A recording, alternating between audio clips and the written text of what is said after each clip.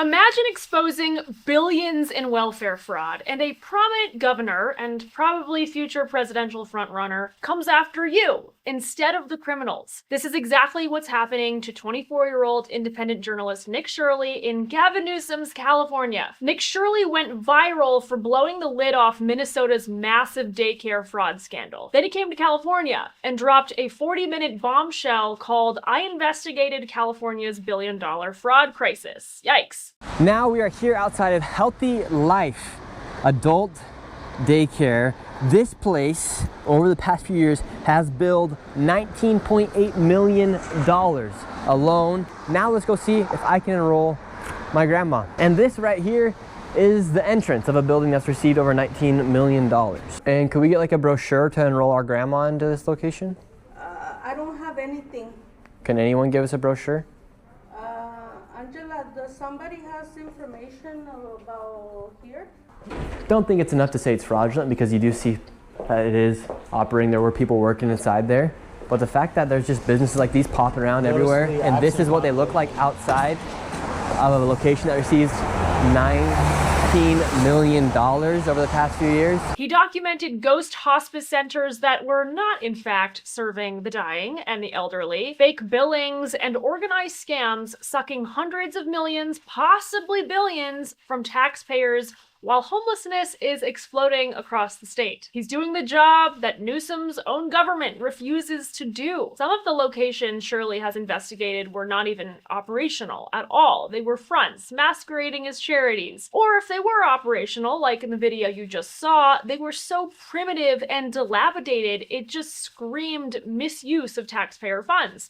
And misuse is still abuse. With $19 million, that building should at least look decent with updated amenities. I don't know, maybe some adults in there using the daycare, although that premise sounds questionable too. But here's what Gavin Newsom and Democrats in California are doing instead. The California Attorney General's wife, California State Assemblywoman Mia Bonta, a Democrat, introduced the Privacy for Immigration Support Services Providers Act, or as critics are calling it, the Stop Nick Shirley Act. According to Shirley, it would criminalize investigative journalism with misdemeanors, $10,000 fines, imprisonment, and content takedown. The bill was interestingly introduced right after Shirley exposed mass fraud by immigrant groups in America. Theoretically, the bill would mean that fake operations that steal taxpayer dollars, such as the Somali-run Leering Daycare Center, would be protected from being exposed if they operate in California. In my view, it's kind of like another sanctuary city policy, except much more blatant in that it is providing cover for immigrant groups to rob the taxpayer. Are some of these groups technically legal rather than illegal immigrants? Yes. But as many have persuasively argued, welfare fraud is a sign that you have not assimilated and probably should not be here. It sucks because inside these states like Minnesota and California,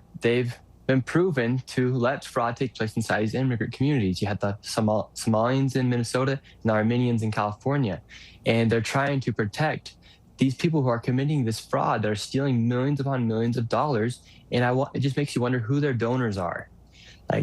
Who are their donors? Because why would they create this bill to then try and make it harder to expose fraud? And all of this was, of course, after Gavin Newsom's press office posted a creepy AI-edited photo mocking Shirley as apparently a pervert, asking, "Hey, can I see your kids?" Notice how that post got ratioed into oblivion. It is not fair, actually, to label a journalist as a predator for exposing abuse of funds in their state. Shouldn't they be happy he's doing this public service of unearthing the rot? However, it seems to be that most of the fraud is in a lot of these blue cities. And when you go out and expose the fraud, I mean, I think Gavin Newsom, he posted a photo of me the other day and had 10 cameras on me, an AI-generated image saying, "Where are the kids?" trying to depict me as a pervert for exposing fraud.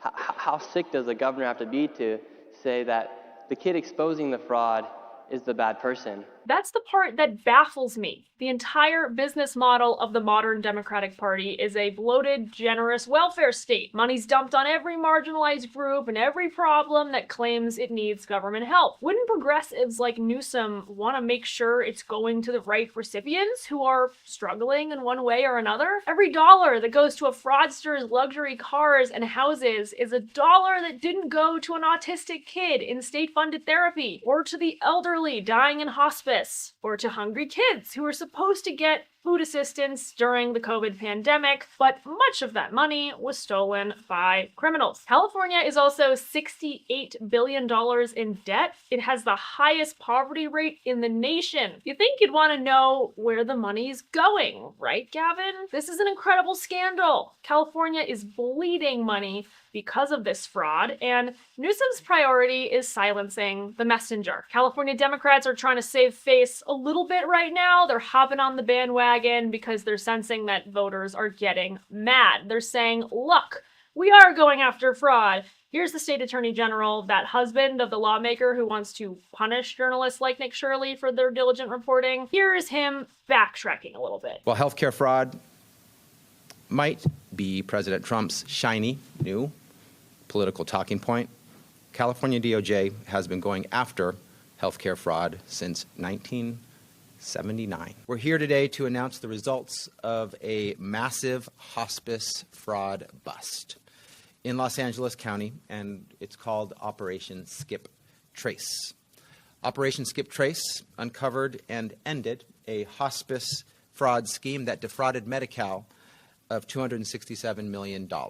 Nice try, but the only reason there is any crackdown right now in California or in any of these blue states is because Nick Shirley's journalism went national and viral and made Democrats look really bad, like they love to abuse their taxpayers, and they're not going to apologize for it. So it's a major liability for them heading into the midterms. And so is the fact that California is literally unlivable, compounding the problem. And that was done on purpose, a self-inflicted wound. Here's a California candidate for governor who is a Democrat saying the quiet part out loud. This state's unaffordable.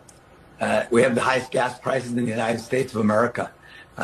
We have the highest utility costs in the continental United States and the highest home prices. It happened under our watch.